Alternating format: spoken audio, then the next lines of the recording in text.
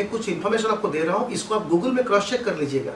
Doctor auto वार्बर, जिनको 1931 में Nobel award मिला था, उनका रिसर्च कैंसर के ऊपर था और उनका यह कहना था कि कोई भी डिजीज एक एसिडिक एनवायरनमेंट में पैदा हो सकते हैं और ग्रो कर सकते हैं। कोई भी डिजीज ओनली ग्रो कर सकते हैं एसिडिक एनवायरनमेंट में। अगर एनवायरनमेंट अल्कलाइन हो जाए तो कोई डिजीज वहां ना पैदा हो सकते हैं ना ग्रोथ कर सकते हैं। राइट, जानना बेहद जरूरी है कि हमारा जो शरीर है ये एसिडिक है या अल्कलाइन है। अगर हमारा शरीर अल्कलाइन रहेगा तो इस शरीर में कोई रोग पैदा ही नहीं हो सकता है। तो हमें अपने शरीर को अल्कलाइन बनाना है। राइट, अगर ये शरीर एसिडिक रहेगा तो यहाँ डिजीज का ढेर लग जाएगा, जो आज की रियलिटी है। आज हर घर में डिजीज है, हर व्यक्ति को डिजीज है, बच्चों को डिजीज है।